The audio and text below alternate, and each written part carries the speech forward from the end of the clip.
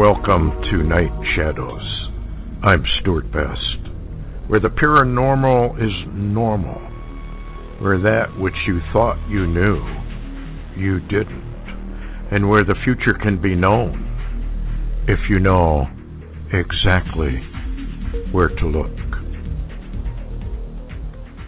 Well, good evening, everyone. I'm Stuart. We got Larry on board, but so far we don't have Stan on board, so I'm going to try and dial him up on the number I was given and see if we can locate it. Oh, here he is. I got him. How do I get him on there, though? Hello? Hello? Are you there, Stan? Yeah. Okay. Who's this? How are you doing tonight? Fine. Well, glad to have you on board. Larry said you had been doing some research on the star sign, and I was just curious, very curious, and I'm sure everybody else is, what you think about it, what you found. I answered on the wrong phone. Oh, okay. Yeah, same number, but just hold. Let me. Hey, Stuart. Hello, how are you? I'm so sorry. I apologize. I hit mute. Stan just went to go flip over to a different phone. He's going to be right there with you. Okay, that'll be fine. So how are you doing? Okay. Crazy as ever. Good. Hey there, Holly. This Larry. How you doing? Larry, how are you? Doing better. Thank you. You know, I got that email from, I guess it was Darnett, the picture of you. You know, you were hanging on in your almost birthday suit in the hospital. I wrote her back, and I guess you didn't get that message. No, I don't guess. I was in the hospital. I'd had a stroke, a couple of strokes, actually, but I'm much better. Thank you. Yeah, but I did answer, but I guess it just didn't get passed over there to you. Anyway, I'm so happy, Stan. I've been praying for you. Thank you so much. Well, I'm so glad, and Stan's so glad that you're back on. You know, you're so valuable to the Christian world. Well, I certainly appreciate that, and I really thank everybody for their prayers. There's Stan. Thanks, Stan. Yeah, sorry, I had my headset in another room, and I had to get it plugged in here. Sorry about that. Oh, no problem at all. Where do you want to start with this, or whatever's on your heart to start with, Stan? Just go ahead. I know you were investigating that star sign, and a lot of people are very, very interested in that, whether it's valid, whether it isn't. Hold on just a second. Stuart, when you say, how do you want to start with, and then everything blinked out, there was no sound. Oh, sorry about that. I was just talking about the star sign, and everybody is very interested in it, but if you'd rather start with something else, that'd be fine, too. No, that's fine. That's fine. You know, the star sign thing is a bit of a mystery. It certainly comes from reading Revelation 12 about the woman and the crown with 12 stars and giving birth to the man-child, that kind of the male child, and that kind of stuff, and the dragon waiting to consume the child. And you know, I thought it was just purely symbolism, but a young fellow named Scotty, or nicknamed Scotty on the YouTube, Christian fellow, did some research and found that there was a formation that occurs in the heavens September 23rd this year, which has not occurred like this, well, gosh, in thousands of years. I went back and double-checked his figures all the way back to, 22 B.C., before Jesus was even born. And there was, you know, a kind of slightly similar type formations, but not enough to qualify for all of the 9 stars in the constellation of Leo, which sits over the top of Virgo in the heavens, and then 3 planets lined up in a line right inside of Leo. So when I found that, I thought, well, he's right. Now, what does that mean? Revelation 12 was talking about that sign in the heavens. Well, there have been, a number of books in the past, probably 80, 90 years, about, like Bullinger wrote, about the witness of the stars. The star constellations and the names of the stars and the constellations tell the story of, the battle between good and evil now ending at the end of the circle of the constellations in the sky. The 12 major constellations. And, I was in Israel, northern Israel, last century. Anyway, in one of the northern digs, they had uncovered a synagogue after the time of Jesus, and in the floor of this was beautiful inlaid tile of the constellations, the 12 major constellations. And you'd think, wow, why would Jewish people be doing anything with astrology?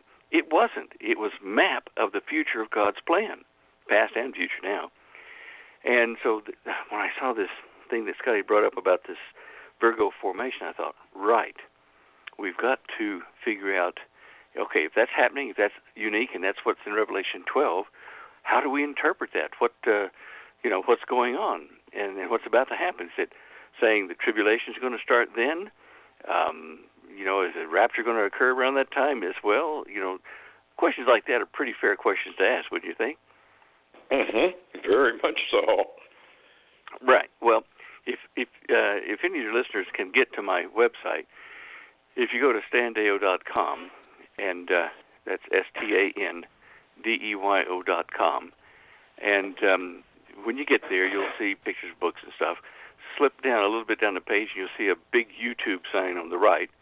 Go right directly underneath that, you'll see a thing that says Show Images, and you click on that, and that Show Images page will get you over to this week's news things I put on the Hagman report when I did that. But when you get there, you'll see the second row down, item number 41, is a picture of this Virgo formation and Leo and why it fits all of the things that are mentioned in Revelation 12.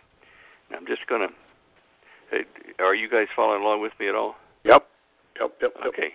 Have you got the picture up yet? Now, are you on... Now, you said which... 41 or 21 yeah, 41. On the pictures? Yeah. Just click on the picture itself. Well, I've got one here with the star sign. Is that the one? Is that the 23rd, 2017? Right. Okay.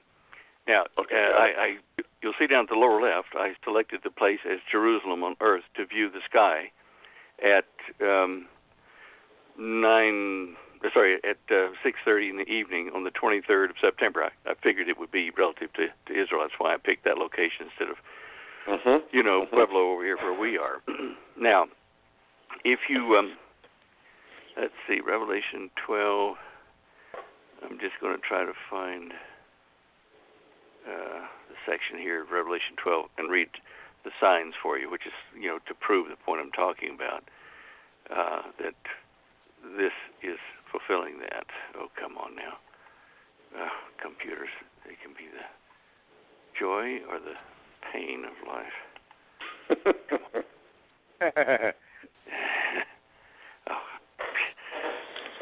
Tell you what, my keyboard's not loving me for the moment for some reason or another. Revelation and then 12. Let's see if I can pull it in that way. There we go. Okay, Revelation 12,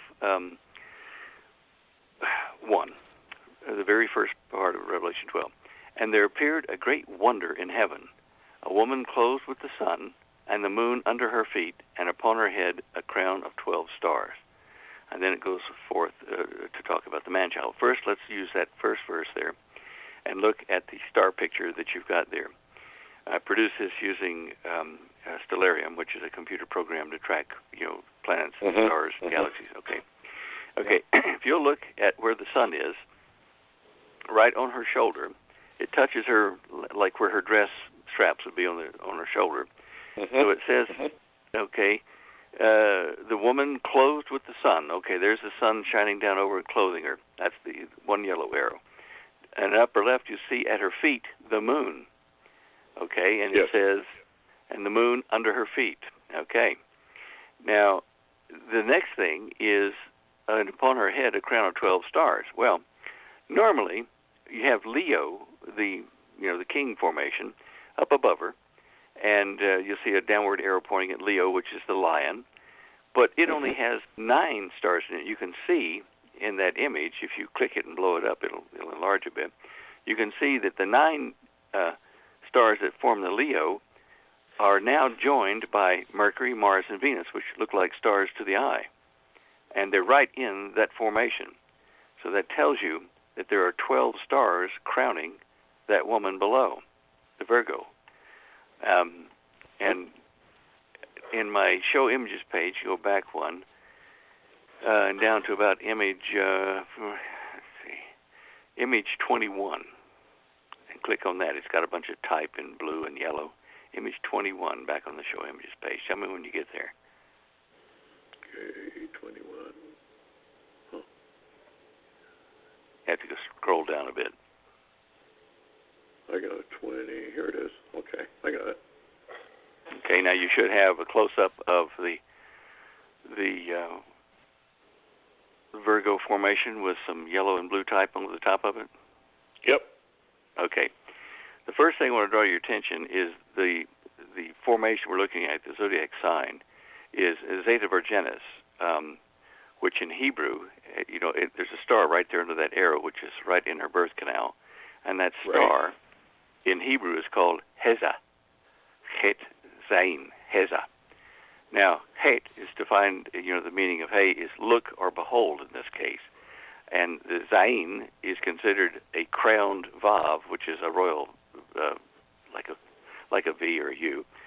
And when you take all of these meanings, I won't bother you with every bit of it. You can see it there in that thing. When you put them all together, the Heza in Hebrew is defined as behold, the returning light straight from God to man. Now, the important part about this is it's the returning light, not the arrival of Christ, but the return of him. The King is coming, straight from God to man. Now, I just think that's just extraordinary that star would be called that, because the witness of the stars was told to us by the oldest prophets. God put them up there for signs and seasons, and it's telling you when things are happening. Yes. Isn't that cool? Wow. The cosmic And as clock. I said, I wasted a number of hours here this week plowing through star formations all the way back and going forward, and this is a unique star formation. Mm-hmm. I wonder. I went back toward 4 or 5 BC and searched. Maybe even 6 BC. I searched in that area, day by day, looking for something that could have been the star that guided the wise men of the East to come and give their presents. And by the way, star. Yeah. Was it an anomaly? Was it a thing that stood in the sky for 2 years to guide them? What was it?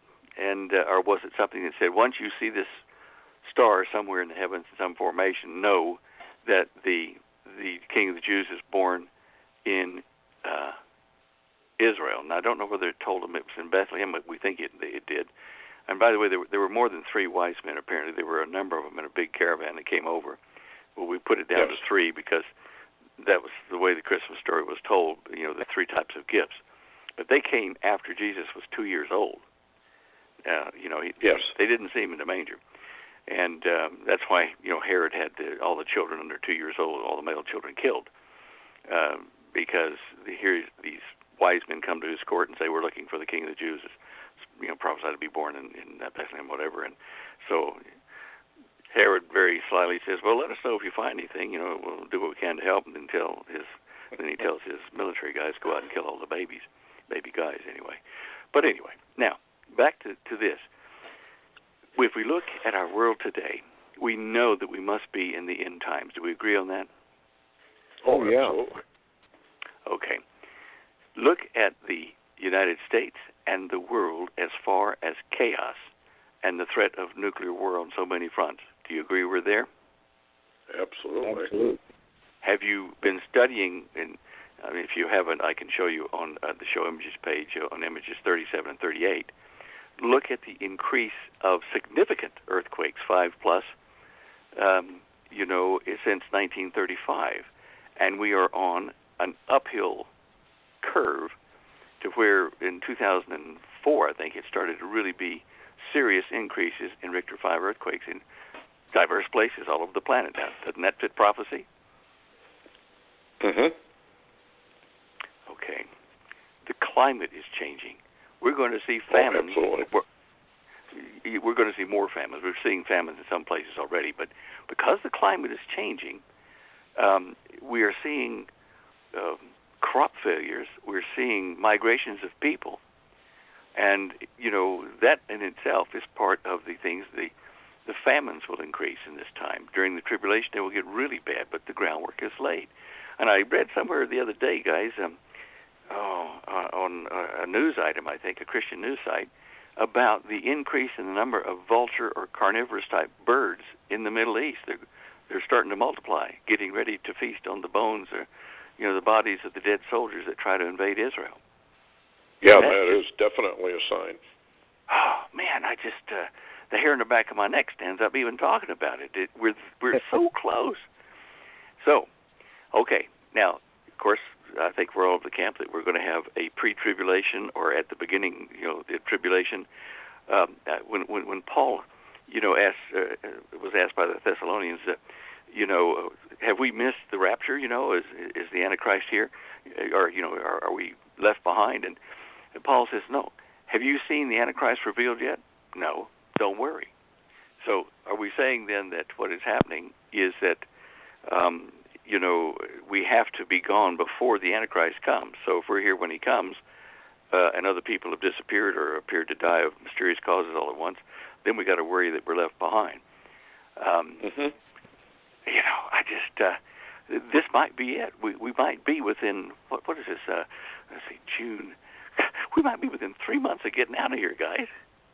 Wow. Well, that's what I think that 2017 is clearly some sort of a pivot year. Yeah. Yeah, and looking what do you think, Larry? Yeah, go ahead. Go ahead, Stan. No, go ahead. Larry, you there? Did you have a comment? I didn't mean to cut you out. Did we lose Larry? Larry, you there? Yeah. I was just going along with what you guys were saying. 2017 or 57, 77, 78, we're in an incredible timeline, and it kind of goes along with your Omega Code, Stuart, and what your research had brought out about the timeline. Yeah, I don't know if you looked at that at all, Stan, or even know about it, but back about 10, 12 years ago, I can't remember exactly when I released it, I approached this thing from a totally different perspective. I went in and looked at the comment that in the days of Noah, so shall it be, and that Noah was given 120 years. So I thought, well, okay, if it is supposed to be the same thing over again, and the numerics would be the same, where would we begin? Well, I started with the Jewish Congress, First Jewish Congress, in 1897, which is where the first plans were laid for Israel. So I thought, well, that's the foundation of it all. So 120 years later, it's 2017. Darned if it's not. Well, that by itself probably doesn't. Yeah, go ahead. No, I'm just saying, right. So then I thought, well, okay, modern Israel has had kind of a tribulational type existence. She's always under attack, never does anything right according to the world. So I thought, well, okay, within that 120 years, there are a number of key dates. So I started to look at all the key dates within Israel's history and found out that there are 10-year, 20-year, 30-year, 40-year, 50-year, 70-year cycles that all fall on key dates within Israel's modern history. Wow. And I thought, well, that can't be coincidental. That means that the hand of the Lord is definitely upon Israel. And, of course, it terminates in 2017. And lo and behold, I think that's exactly what's happening. Yeah, and, of course, this is the 70th week of Daniel's visions, or when he was instructed by the Messiah. And the 70th week has to be lived out by Israel here on earth so that they cleaned of, the sin that God was punishing them for turning away from him. And they have to serve that 7-year period to fill the 70th week. And, the Christian witness will be gone at the rapture, which must be at the beginning of that, because you wouldn't have Christians and Jews both witnessing, mightily and not have conflict there, I think. So what we've got here is the Christian Gentile grafted in branch of God's chosen people must be raptured at the beginning to allow the 144,000 Jewish witnesses, prophets, yes. Whatever they're going to do, to turn loose on the earth during the tribulation period to save many more souls. What do you think, Larry? It sounds rather interesting. It really puts us in what you call a pivotal year. We're at a very pivotal time. And, Stan, I was wondering, what do you think about, I know people believe, there's a star sign and signs in the heavens, but a lot of times they don't correlate that to some follow-up action on the earth, so to speak. What possibly should we expect around that time frame as far as the star sign itself, and then some type of linking change in the environment, spiritual environment on the planet? Well, I think when you remove the Christian witness, in the rapture, that the evil on this earth under Satan's guidance is just going to explode. Already, look in this country.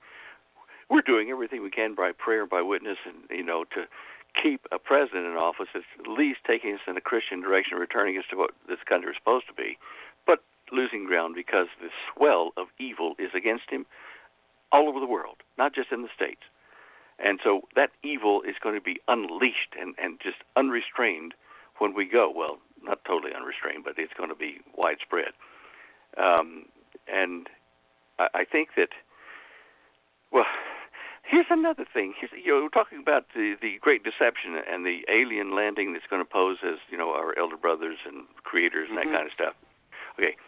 In the times of Noah, you were mentioning that. In the time of Noah, these kind of things were happening because he was living in Atlantis, right?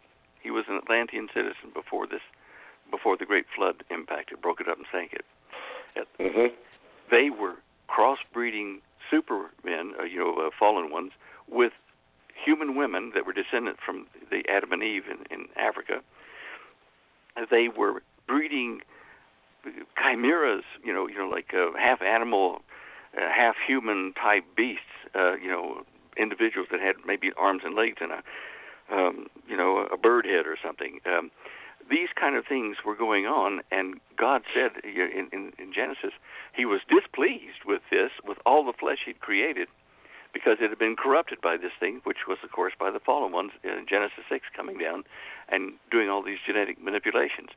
Look around the world today while we're doing gene splicing and modeling that we know about publicly, and tell me we're not on the verge of doing the same darn crazy stuff as they were doing back in the times of Noah. And not only that, we're dealing with fallen ones who have got, saucers and all kinds of technology and, UFO type of events.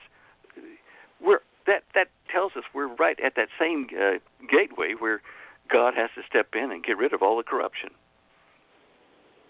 Yeah.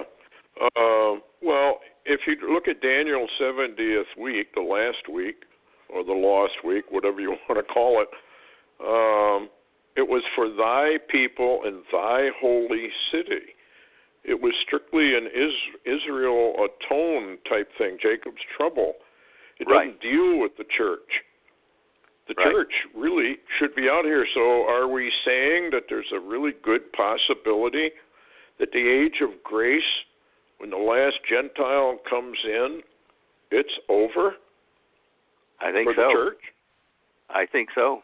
There will be people that will come to believe and follow Jesus in the tribulation period, but many of them will be beheaded or somehow killed for their sticking to the faith. So there will be other souls saved and gathered up to us into the heavens where the rest of us are. But the names that are written in the book of remembrance are the names that of the Christians who have been waiting for his return, who are leading the clean Christian life, and are looking for his return daily. There are probably some other parameters to get in the book of remembrance, but those people are like the super Christians of this age who are actively trying to spread God's word and help people. And then those who are left behind, who say, well, I believed, I'd heard about a rapture or something. If they're left behind, then they're going to have a harder witness and a harder road, the majority of them will probably have to be killed to let their souls go into the care of Jesus in the heavens at that time. So there will be those who will probably gather around the Jewish evangelists, that will be all over the planet, and they will be followers of them and will come through that gateway, perhaps, into the heavens. At least that's kind of the way I understand what is written there. Mm-hmm. Mm-hmm. This fellow, this Scott that you were talking about, I watched one of his videos, and he had an interesting concept that the church was actually just conceived at Pentecost long ago, and now it's about to be born as the man-child would be the church. What do you think about that concept? I don't know, because of the name of that star that has a name. It looks like it's saying the returning light, which Jesus would be, straight from God to man.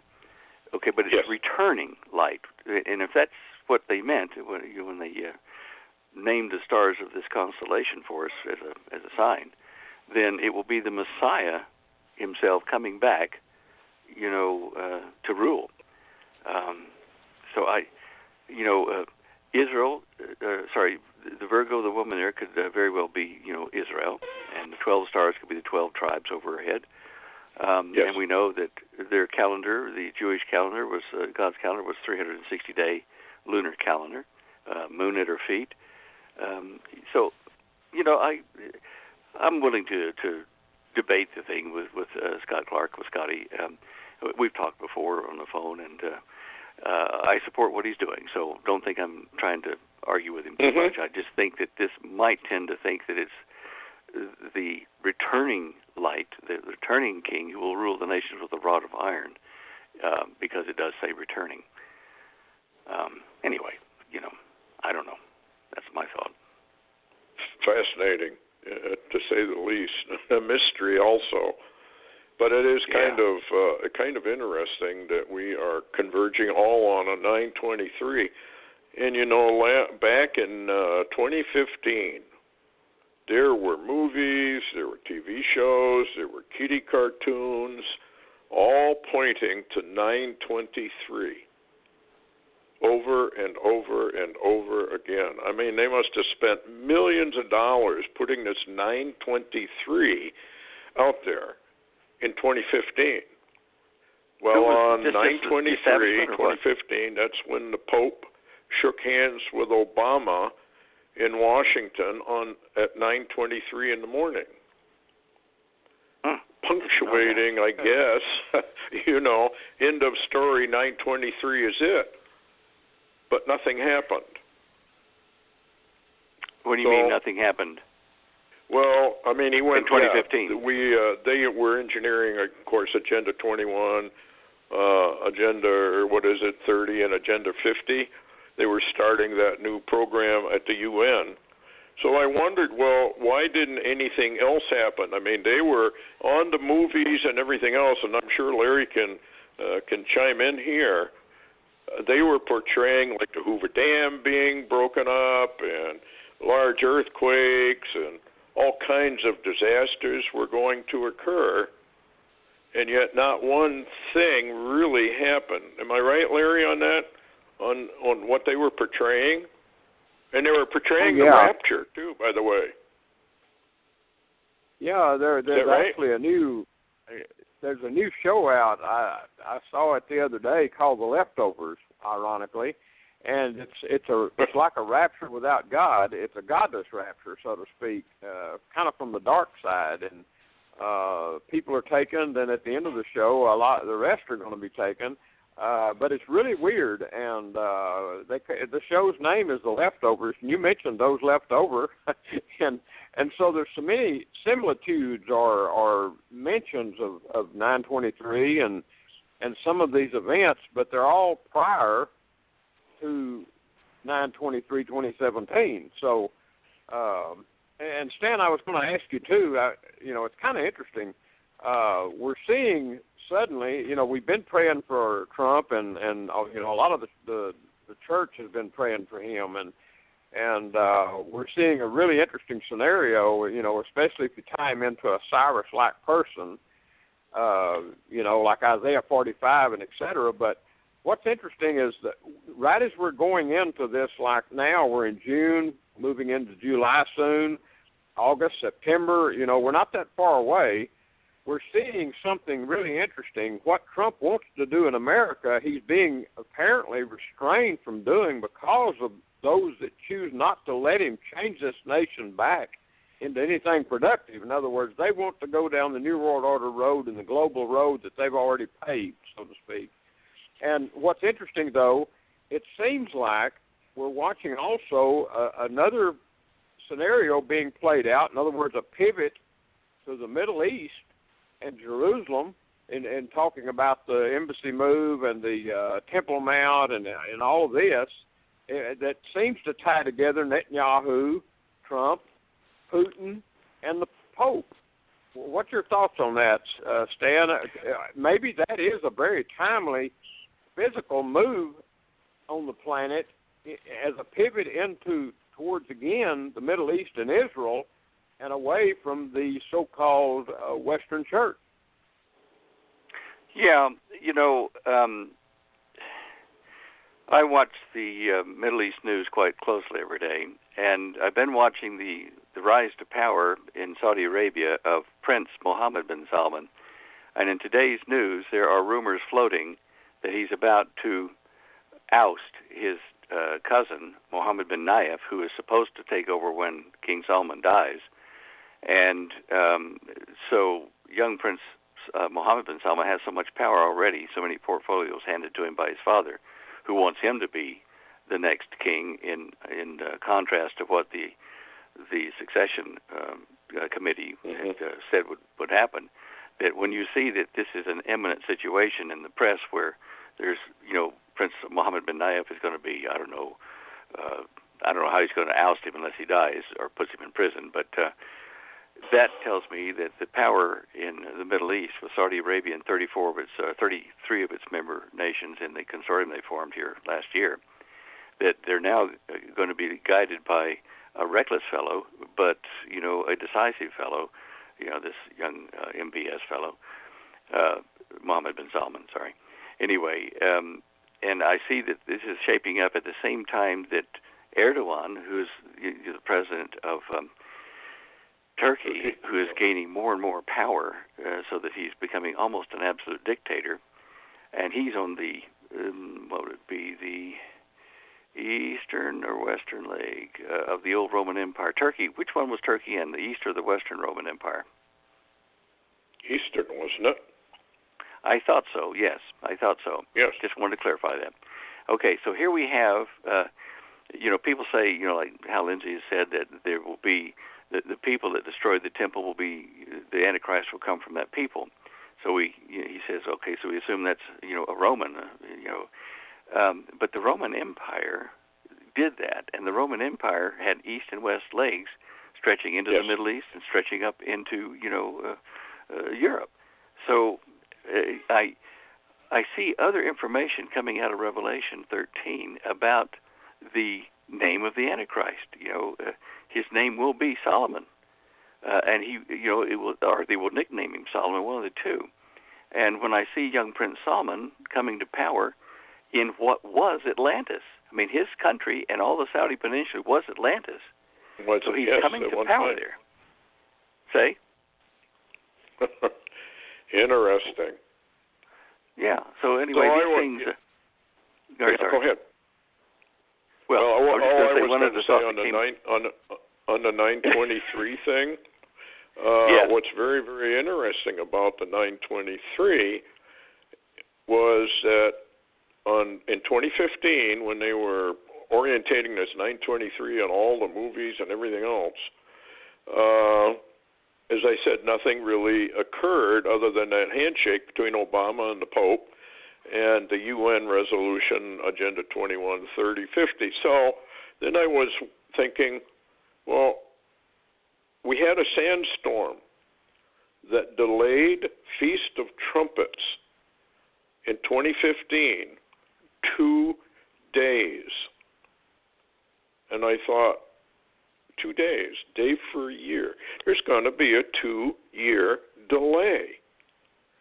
All the world powers thought they were going to bring this thing off in 2015, and God said, I don't think so, and created a divine sandstorm, and it was a very, very unusual sandstorm. I remember that, yeah. Remember that? And it was declared virtually a divine move of the Lord because it was so rare.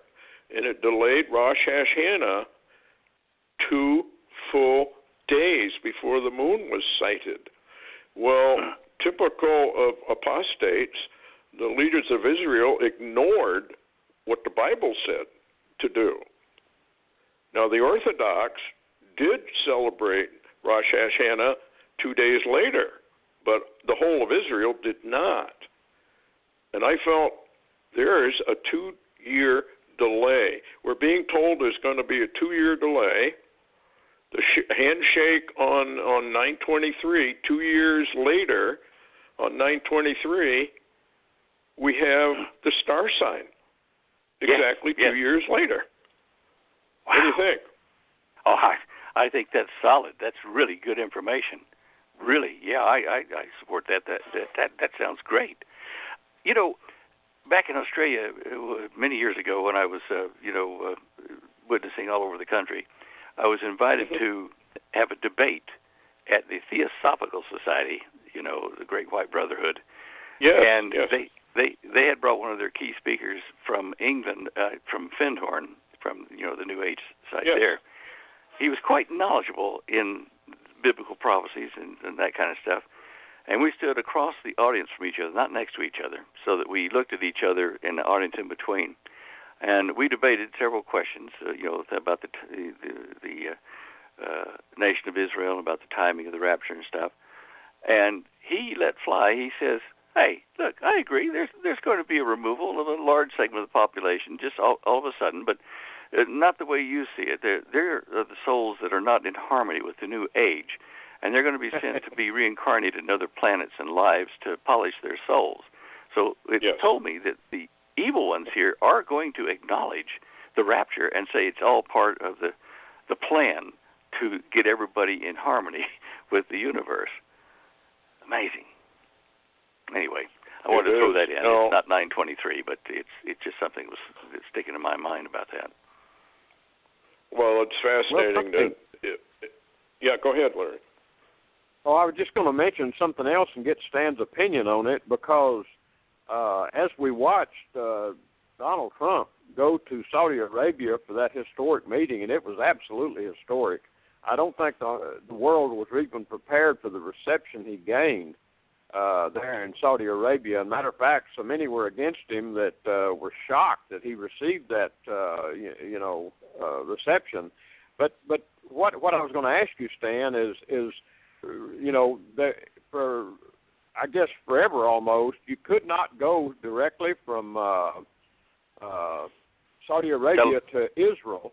And the reason for that, is my understanding, is that supposedly Muhammad at one time had rode a winged creature of some kind from Saudi Arabia to Israel or Jerusalem, and that was such a holy act that, according to Islam or whatever, that because Muhammad did it, that it was totally against any law of any kind, especially in Saudi Arabia. It was absolutely forbidden to go from Riyadh to Jerusalem. You couldn't fly there. You had to fly to Cyprus or fly to other places before you could go to Jerusalem. And this is what do you think about this phenomenal, what appeared to be miraculous event, that the king of Saudi Arabia gave Donald Trump permission the first time ever to fly from Riyadh to Israel a direct flight, and this has never happened ever before. It was a forbidden act, yet at this time frame that we're setting in 2017, we've seen a miraculous event with Trump going to Saudi Arabia and the king allowing him, the only person that ever has, fly directly to Israel. What do you think about that? What kind of sign would you describe that as being? Well, I think it's a way for King Salman, for the Saudis, to assure Trump that they're with him on his crusade to get ISIS, and that's it. But understand, Trump has been briefed that the Saudis are our enemies. Make no question about it. They have funded part of the terrorist operations, as has Iran. Now, yes. Trump looks at Saudi Arabia as, okay, the enemy of my enemy, Iran, is my friend for the moment. Yes. And before you get too excited about all the billions of dollars worth of, weapons that are going to them from the United States, the Saudis cannot afford to pay the bill. They just don't have the money. So, what Trump is going to do is spend, charge the Saudis money for training their troops in warfare, urban warfare and anti-terrorist training. But they're not going to get like the F-35 aircraft, because if they were to get our F-35, that would allow them to just fuel up and head for Israel and strike Israel. If they only get tactical, conventional weaponry as far as ground fighting, that limits the amount of damage they can do to Israel. Now, just in the last week, President Trump has said, well, keep your eyes open. We may be getting the big deal over there, the peace treaty in the Middle East between Israel and the Palestinians. Now, that worried me when he said that, but that's where they're headed at the moment. So we're seeing things converge. I've always thought that before they can have their peace deal, whether it be the Oslo Accord or whatever, or an Arab coalition peace agreement, do you think we have to have a major war first that would then make, I guess, the parties sit down and say, we can't do this anymore? Israel, on her last two commonwealths, fought 5 major wars on their soil, and then they built their temple. We've got 4 wars. Now we may be looking down the barrel of the 5th. Do you think there will be a war before this 9/23 date and star sign occur? I think it's quite possible, because if you recall that in prophecy, after Israel is invaded, and the invaders are miraculously killed on the hills in northern Israel, whatever, that Israel will bury the dead for 7 months, and they will burn the weapons that were left behind by the dead army for 7 years, which I would assume would be the 7 years of tribulation, because when Jesus comes, I think we'll have other ways to keep warm. But anyway, some of them a lot warmer than they want. Well, what would be interesting then, so we could be watching Isaiah 17, Daniel 8, and Ezekiel 38 and 39 before? Do you think? Is that a possibility, or does it occur after? I'm thinking it will occur right around the time. It'll be a short war, let's face it. Modern warfare is not dragging out to, months and years when you have this kind of armament available and satellites and all kinds of stuff. So from right now until, September 23rd, what is that, about 61, and, about 84 days. In the next 84 days sometime, we're going to probably see a war break out in the Middle East against Israel. And I wouldn't be surprised at all if the Saudis are involved in that, and their consortium, they go for Iran and Israel both and split their forces. Now, in Holly's book, The Prophetic Perils, things of current events and showing how they fit prophecy, there's a very good study about why the Saudis and their consortium will move against Israel and be horribly defeated, just killed on the ground, the soldiers, and the top half of Saudi Arabia, all the way down to Riyadh, will then become Israeli territory. And that presents an interesting situation if that does happen. because that means that the Palestinians could be moved. What's that? So we could be seeing some major activity along those lines. Do you think it could be tied in any way to the North Korean situation, because Kim is good buddies there with Iran, and evidently good buddies with China, I think. I just feel this is maybe a trap for the United States. Well, look, we've had 3 of our nuclear strike forces, with 7,500 troops and lots of airplanes and submarines, whatever. They're all moved over for this North Korean event. They're not in the Middle East, so they can't be over there to help Israel. And what we do have over there may not be as powerful as one would want. And if we do take on North Korea, it's very probable that we will have nuclear strikes in this country. But China and Russia will be the big players in this, not North Korea. They'll trigger, the North Koreans will trigger the chaos in the United States. But we've got our forces so spread thin, and they've had so little input during the Obama years as far as infrastructure repair and new weapons and budget, that they are not fully up to what an American army should be, as far as materials and things that they need to do their job.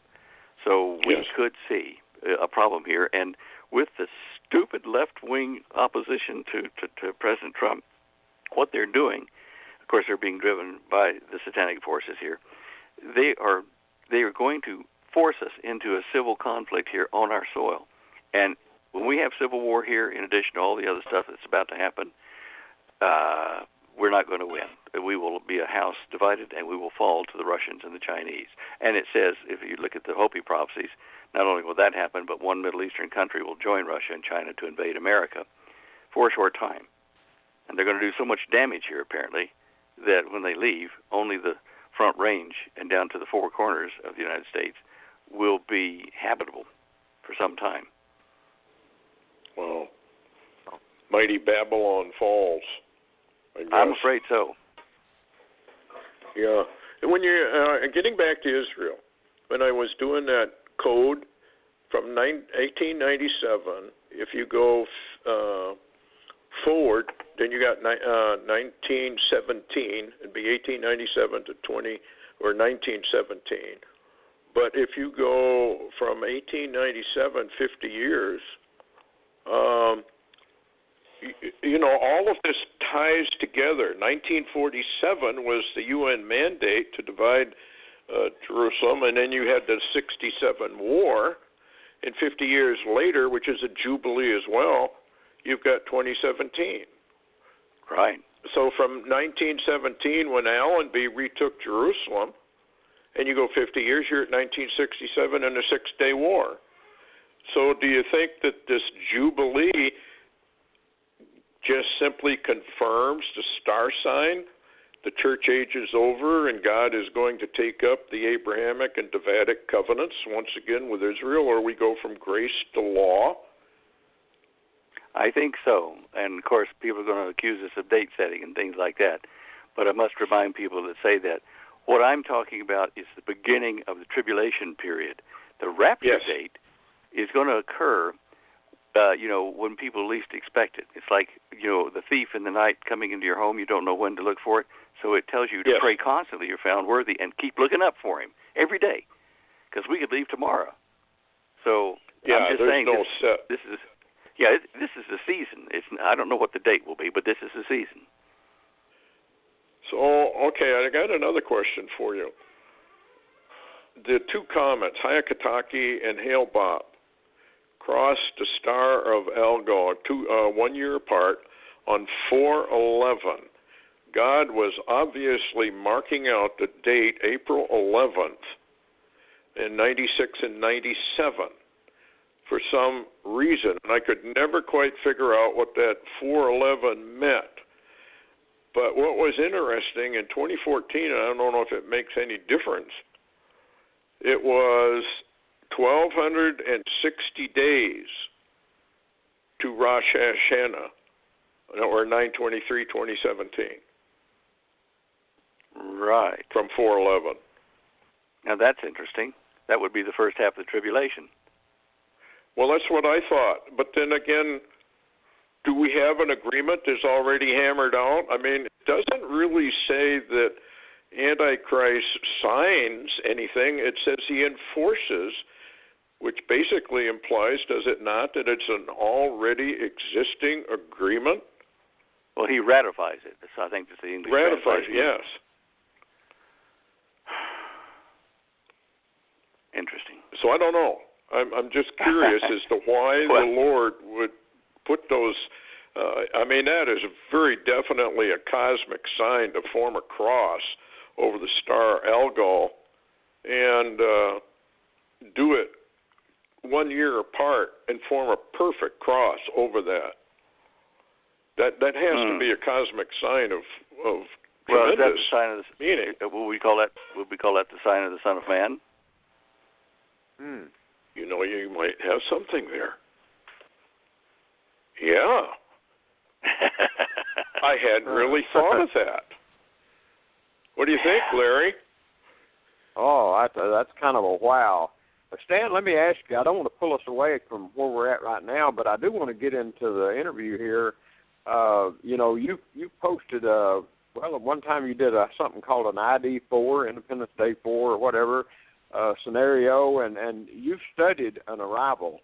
And I was wondering, you know, tying in somehow 923 and the pivot, so to speak, was really, you know, between grace and the millennium, as you would call it, or, you know, the time frame there, this pivot that's going on. Where would you place an arrival? I know for many times that we've had interviews and talk, you know, you've shared that you felt like it was almost imminent.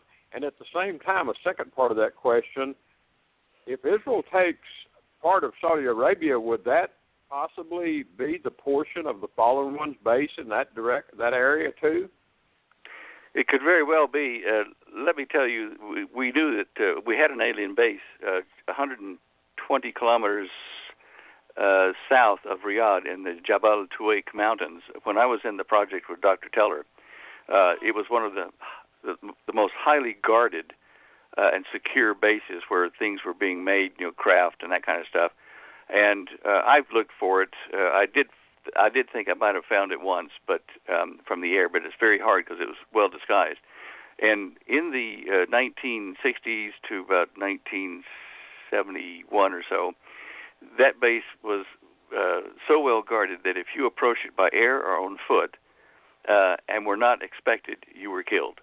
You know, if you got close within the perimeter they set up. So if they're already there, if the fallen ones are already there, that would be in the portion of Saudi Arabia south of Riyadh, which would mean that after Israel takes the northern half, they would probably go to the south if they're using that same base. But if they're going to take the old Atlantean land, which is north of Riyadh mainly, up into the Golan Heights, you know, where Gilgal, the stones are, you know, of the giants. They were descendants of the hybrids of Atlantis. So very well, they could be in the Jordan, northern Saudi Arabia, you know, up into the bottom of Syria, in essence, you know, where the Golan Heights is. Yes, they could settle there, and that would be a probably fairly clever idea because the Antichrist and his followers are going to want to destroy Israel eventually, so better close, you know, so they don't have to go very far and can strike rapidly. There's another thing about that, too, because, you know, he's the real house of Israel, the Orthodox, you know, probably the Sephardi Jewish community, is going to run away from the floods created by Satan to run them and drown them in Israel. But they're going to be lifted up in the wings of an eagle. They're going to be taken to a remote place for safety. And one of the things that I've been told by an associate or a Christian who's met with and many times worked with Benjamin Netanyahu, that they know that the place they're going to is the Ngoro Crater, the original Garden of Eden in Tanzania when that time happens. Wow. Mm-hmm. And you'd have to fly there. And get I've this. seen you. I've seen the interview. Yeah, I've seen your interview, Stan, the one about the Garden of Eden. and all the perimeters about that, and it's incredible what you discovered there, and I know exactly what you're talking about. I don't know if Stuart saw that or not. No, I haven't, but I did read a lot about what Stan was writing and where he found it, the Garden of Eden. Yeah. Well, another thing to remember, too, is that right now, for the past 2 years, Israel has been making agreements and treaties with Tanzania and exchanging technology and sending over military and stuff to build installations in Tanzania very quietly. I'm telling you, they're getting ready. Look, the Garden of Eden is in northern Tanzania in that 110 square mile area, circular crater that was a volcano that collapsed and left the walls standing around it. That is, it's surrounded by about 45 volcanoes, some active, some not. And when you remember the scriptures talking about Satan, walking in the hot stones of Eden, you know he was walking there.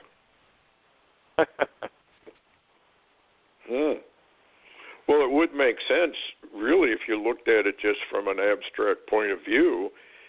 If mankind started there, then Israel, being the top one, I guess, of prophecy, why wouldn't it start again there? Excellent. Logically. Yeah.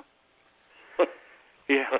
I just I marvel at it all. It's there's so many clues that were in the Bible, talking about King Solomon, talking about his search for the Garden of Eden, where he found these gold mines, and one of the most prolific gold mine sources was stream mines in mountain gold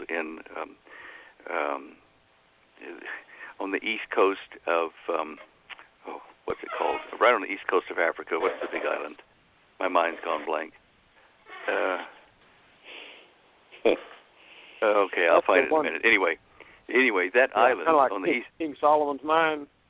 Yeah, but what I'm trying to say is he had gone that far in looking for the ancient records in Eden and gold and things that he was offshore of Tanzania on the island there, and that island it used to be connected to the bottom of Tanzania. And you got the gold there, the prolific gold dust, just rich gold, still today. And north of that, of course, is the Garden of Eden in Tanzania.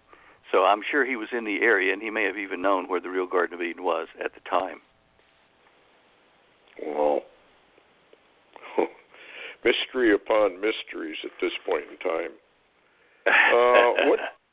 What's your take on the... Madagascar is what I was thinking of. Madagascar, okay. Sorry. Oh, yeah. What's your take on the solar eclipse that cuts the United States directly in half on August 21st? Would you think that might be a very great warning to America? As a sign, yes. I don't know whether it will do anything, but certainly if we engage in dividing Israel somehow or another, the United States could expect to be divided too, maybe along the New Madrid fault line. I don't know. We'll see. I don't know any more than that. Yeah, it's just curious that it comes directly over America and divides it right in half, kind of like a warning that you keep it up, you'll be divided in half. And it's exactly 33 days from 9/23. That really fits, doesn't it? It does. There's a lot going on here. I think that, as we get closer, a lot of people on YouTube following all this, and they come up with really good stuff. Some of it, of course, is hocus pocus, but there's some pretty good concepts floating around out there. As we get closer, it seems like more and more are really starting to investigate this. But it is kind of a scary situation if we're, 84 days from a possible die-off event? How do you view the rapture? I know Larry did a lot of research on the rapture and came to the conclusion it might very well be a die-off event. You mean people just What's die? What's your take? Yeah, people died like they did back in the days before the flood. So it's not a die-off of believers, but just a die-off of people? Larry, how did you view that? Yeah, Stan, you remember I sent you something one time that nobody is interested in, but you made a good comment called God's Ancient Rapture, and it was basically, I think I picked information from the book of Jasher, and, it talks about what happened to the people that loved the Lord or loved God before the flood, and it said in that year, in 1 year, that the people that loved the Lord, other than Noah and those that were going to be in the ark, they all died. And that was in Jasher, was it? Huh? And that was in the book of Jasher? I believe that was the Jasher. It said it in there 3 times, 3 distinct times it pointed that out. Well, I can agree with that because, look, the disappearance or the death of a lot of people is going to be explained away by Satan and his minions, the Antichrist or whatever. But yes, what Holly had the dream vision, and I've thought about it and looked in the Greek and Thessalonians, and it says the corruptible cannot inherit the kingdom of heaven. And if you view the entire universe as a virtual reality that God has created for the purposes of this test and selecting beings that will be with him in eternity.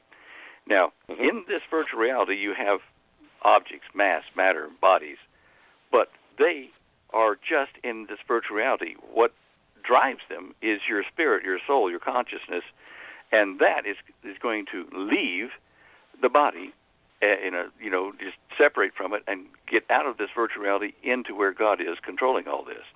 And I see it as that way. You leave bodies behind. Yeah, that's interesting. So the body would be left behind. Yeah. So and the ethereal part of man would be gone, of the believers. He takes that. Right. Is that what you're getting at? Okay, so that would... Before that. And before that, the dead have to be risen as well. So then if the bodies are left behind, the rest of the world would consider that a total die-off? Yeah. It could be a genetic problem. It could be a virus. It could be all kinds of things that people will believe because they won't want to look at the option, the alternative. I can see why, I think. Wow. So, summing it up, this star sign is probably, when you connect this with the tetrads, which were bookending the Lord's feast days, from Passover to Tabernacles twice, is that not a verily, verily to Israel? I'm coming for you guys, and I'm going back to Leviticus, and I'm going back to deal with you guys. Of course it is. But understand, Israel, all of the Jewish people, or people who call themselves Jewish, are not truly Jewish. Yes. The Sephardi or Orthodox are, but there have been Ashkenazis coming out of those that adopted Judaism, up in the in the Caucasus, and it's a conflict between those two. And the Ashkenazis are pretty much in charge of the country at the moment, anyway. If they're not totally, they will be soon. Yes. And the Orthodox, do they have much of a place? They don't seem to have much power over there, the Orthodox Jewry. No, not a lot. I don't know how many of the priests that are in training for the rebuilding of the temple are Sephardi or Orthodox. Sephardi means Spanish version, because the Orthodox believing Jews migrated mostly up into Spain when they left Israel. And, of course, their pronunciation of the Hebrew language is different than the pronunciation for the Ashkenazi. The Ashkenazi have a more guttural European or Germanic type hardness to the pronunciation of the Hebrew, as opposed to, the Sephardi version. But the Sephardi version is pretty much widely accepted as the way to pronounce Hebrew in the temple. It's the temple version, an accent for Hebrew. And there are, I've got a number of friends, and I'm sure you do too, that have been over to Israel back and forth, and one of my friends did have a visit at night, I think it was in Jerusalem, in his apartment there, or his hotel room, and it was two young men who were Jewish, and they were Sephardi, and they were in priestly training. And they said, look, we know what you're here about as a Christian witness. We are believers. We are born again, Jewish believers, Messianic believers. And we wanted to let you know that even though we're in training for the temple, we do believe. And it was such an encouraging thing to hear that, to realize that God is working even now on these 144,000. Yeah. Wow. Do you realize the Jewish ceremonies, the major feast days, and the traditions around our home and stuff are all parts of biblical prophecy that they don't understand, and yet there will come the day when they will suddenly see why they were doing all these rituals and the spacings, and why they leave the head on the fish and that kind of stuff. It's the fish, the symbol of the Christian community at that time too. Anyway, they're going to just suddenly explode with huge amounts of knowledge they've had all the time, but now with understanding. And you can see how they'll be even stronger than a Billy Graham. They will be 144,000 super Billy Graham witnesses. Just amazing. Wow. Well, the Lord says, I don't want any to perish. I want all to come to repentance. So, that's that love and compassion and mercy that he has, even for a world that is shaking their fist right now at him. But I think he does have a way of getting people to come around, let's put it that way, if they're on his list. I mean, I'm sure there's a lot of enemies that are departing to places they don't want to go, but there are also an awful lot of people out there hanging kind of on the fence. What is your take on the church? I mean, we know the apostasy is supposed to be here. We're in the middle of it. Are they going to come around, do you think, or is that a lost cause at this point, the mainstream church? I don't know. I suspect that we're so close to the event happening that a shift in their attitude would not even make a ripple in the Christian community at this point. We're just too close to things happening. It takes years for things like this to develop properly. The change of the way the church has gone. However, they will, have the opportunity during the tribulation period to, get active again at a greater cost than we're having to pay. Yeah, because it does change. There's a dispensational change. It's very obvious once you get into the book of Revelation. And after chapter 3, there is no mention of the church after that. John, come up here. Yes. And I think people are having trouble even wrapping their minds around it. And I guess all you can do is pray for him. What's your take on Donald Trump? Do you think he is a delay that the Lord put in there, kind of like the 2-year delay that allowed Trump actually to come to power and surprise everybody? Yeah, Yeah, go ahead. Well, I don't think that I know the mind of God that well, but I would think that from your evidence there of the 2-year delay and Donald Trump allegedly being a Christian, I think he's probably need to do a couple more things and sign on with the Lord closer. But he is, like you say, a King Cyrus type event, and he needed to be there, I'm sure, for the purposes of the Lord and the rapture and the tribulation period. Look, one guy, one human, without the Lord decreeing it, is not going to be able to turn all this around here. And as I said the other day, the thing that worried me when I saw Trump was hinting that he was going to make the big deal over there, the big peace treaty. That worried me that he said that. Yeah. Because we know it means to divide the land. Yes. And there are those prophecies or visions that people have had that if he does that, he's going to divide America in half. Like you mentioned, the New Madrid fault. And there's also that mid-continent rift area that starts at Lake Superior and comes all the way down. So I'm wondering, Larry had a kind of a vision or something like that where he heard it was a snap, and the Lord said, I guess that's how rapid it's going to take place. Right, Larry? Yeah, I was praying one day, and it was like the Lord would begin to deal with me about dividing the U.S. and I recently saw a map on the Deyo website that it's talking about a future map of destruction that comes up on the USA and how that it looks so much different if you look at this map on Stan's website. But what it was I heard it sounded like a dry twig just went snap. It was like it was so loud it almost hurt my ears. And the Lord basically, I'm not asking people to believe this, but the Lord was saying it will be that quick. If He breaks America in half because of what happens over in the Middle East, it will be that quick. And I am thinking like possibly New Madrid and maybe other. We're finding, and Stan knows this, of course, anyway.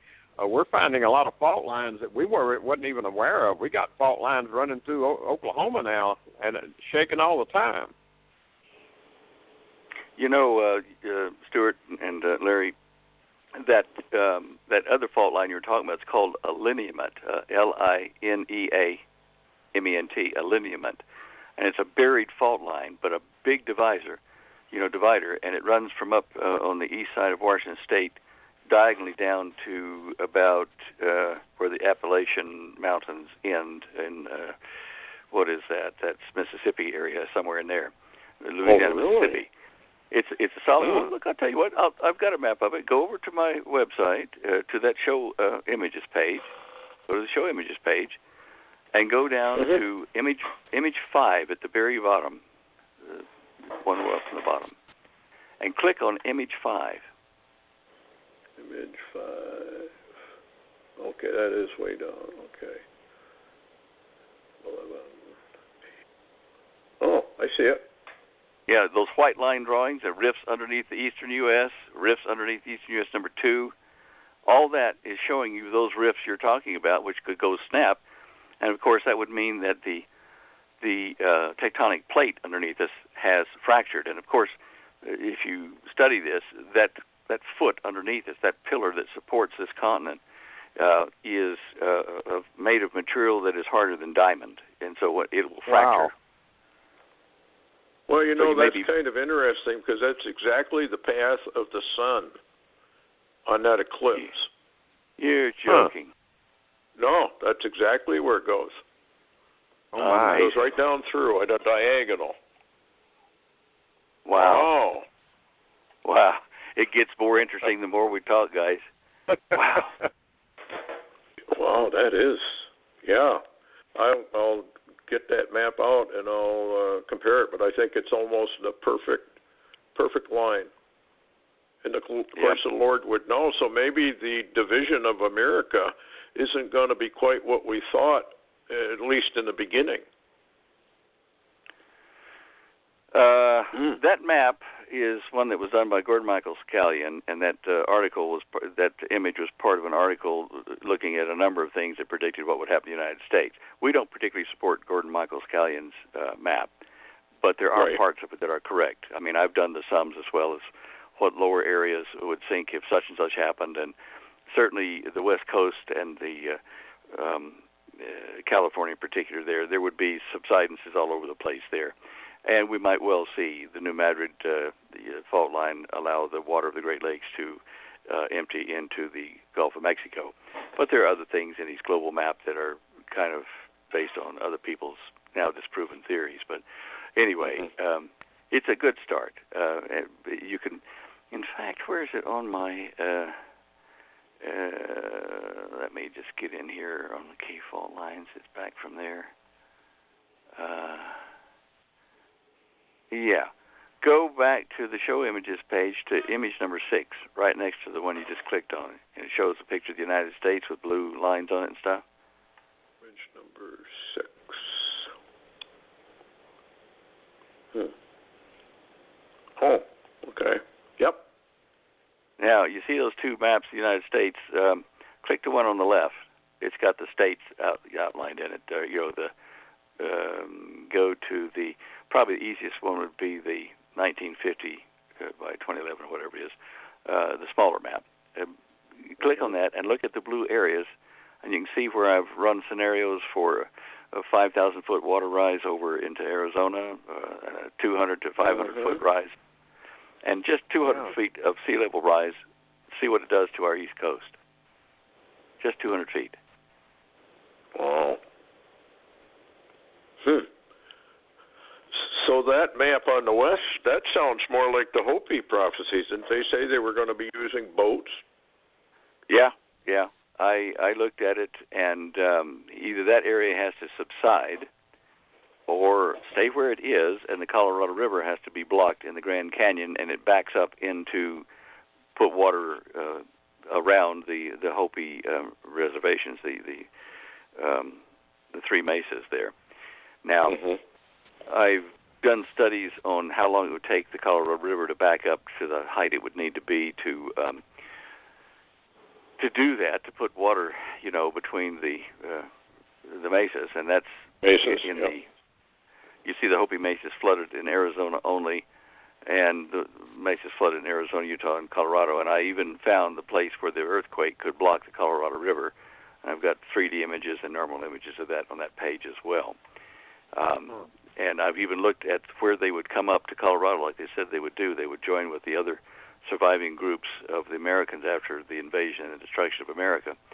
They would band together with them, and with Navajo and the Bahana, the white men and stuff, the Europeans, and they would go up into the Four Corners. Now, I ran one potential path showing what they would have to cross, what hardships to get there and how water was, and there were two paths they could take, and I've shown both. One going up through it's behind the Rocky Mountains. In essence, it's in the San Juan Valley, and the other goes over to the edge of Utah. There, both are beautiful country, and so anyway, that's from what they told me and what we can see happening now. I think that God is finally going to come back to the people, the Indians of this North America, and give them a break after we kind of stomped on them. Yes. Maybe our own trail of tears from the jade helm and whatnot.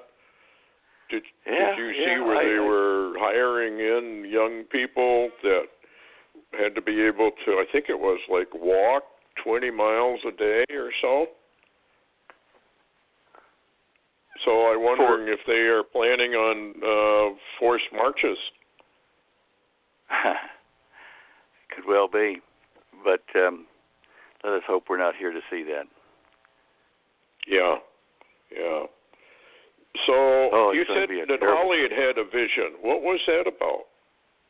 Well, it was about we were sleeping in bed, and she saw us. We were kind of laying like we normally lay, and I think I lay face down on my pillow because I didn't snore so much that way. But she saw us coming up, being pulled up by the neck, but not by the body, but by the spirit. It looked just like us, but it was separating from the body and being pulled up into the heavens. And she was going just a little bit ahead of me, and was saying, I got to remember how all this happened so I can explain to Stan all the physics of it because he'll want to know about it. So that was what the vision was. Yeah. And the rapture event is called a violent snatching away. Well, there you go. And that's what that sounds like. Yeah, in Thessalonians, I looked at it when it said, and we caught up into the clouds for a meeting with the Lord there. It can be taken two ways, that in or into, inside clouds. And I've seen a dream that was interesting like that as well. But your spiritual body glows. It's bright. And it might have been looking like a cloud. These clouds get caught up into a meeting in the air with the Lord. But whatever. It's going to happen someday soon, I think, and it will be a miracle for us. Well, it certainly would take the whole world by surprise. I don't think they're counting on anything like that. Maybe the elite know about it. I mean, in the movies that they were doing on 9/23, there were a number of rapture movies, weren't there, Larry, if I recall right? Yeah, there's been a number of them put out over the last few years. Most of them kind of leaning towards the dark side to some degree.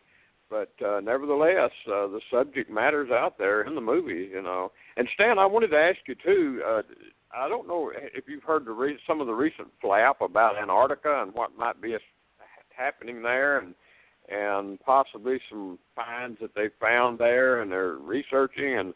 But also there's been some recent reports about very mysterious energy waves or signals coming out of Antarctica. What are you aware of in that region?